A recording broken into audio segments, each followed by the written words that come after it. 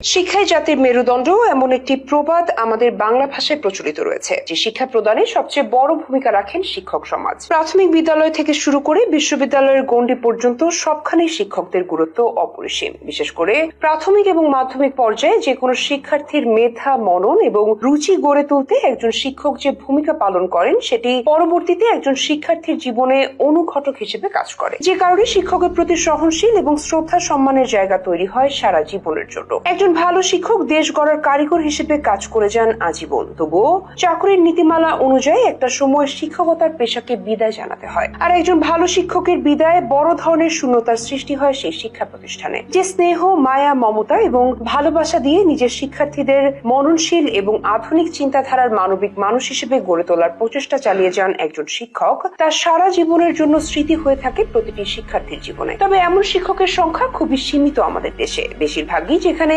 গদ বাঁধা সিলেবাস পড়ানোতে উৎসাহী, সেখানে খুব অল্প সংখ্যক শিক্ষকই আলোচনা করেন সিলেবাসের বাইরের দুনিয়া নিয়ে। ফলে সেসব শিক্ষকের প্রতি তুলনামূলকভাবে কম আগ্রহী হয় শিক্ষার্থীরাও। একজন ভালো শিক্ষকের বিদায় কেমন হয় তার জ্বলন্ত উদাহরণ সৃষ্টি করেছে গাইবান্ধার নাওডাঙ্গা স্কুল অ্যান্ড কলেজের শিক্ষার্থীরা। সেখানকার সহকারী প্রধান শিক্ষক জাহাঙ্গীর আলমকে এক রাজকীয় বিদায় জানানো হয় সবার উৎসুকে। জানা গেছে, মঙ্গলবার সকালে বিদায় শিক্ষককে ঘোড়ার গাড়িতে তুলে প্রতিষ্ঠানের শিক্ষক, শিক্ষার্থী ও আমন্ত্রিত অতিথিদের নিয়ে একটি বর্ণাঢ্য শোভাযাত্রা বের করা হয়। বর্ণাঢ্য শোভাযাত্রাটি 1 কিলোমিটার পথ পাড়ি দিয়ে বালারহাট বাজারের প্রধান সড়ক প্রদক্ষিণ করে। নিজের দেয়া বক্তব্যে বিদায়ী সহকারী প্রধান শিক্ষক জাহাঙ্গীর আলম বলেন, 1 আগস্ট 1993 সাল থেকে এই বিদ্যালয়ে আছি। গত 1 সেপ্টেম্বর ছিল আমার শেষ কর্মদিবস। প্রিয় জায়গা ছেড়ে যেতে হচ্ছে, এরকম বিদায় আমাকে অভিভূত করেছে। সবার ভালোবাসা ও শ্রদ্ধার কারণে আজকে এই দিন সম্ভব হয়েছে। সবাই দোয়া করবেন অবসর সময়টা যেন পরিবারকে নিয়ে সুন্দরভাবে কাটাতে পারি। নাওডাঙ্গা স্কুল অ্যান্ড কলেজের শিক্ষকরা জানান, এরকম রাজকীয় বিদায় শুধু আমাদের প্রতিষ্ঠানের এটি প্রথম।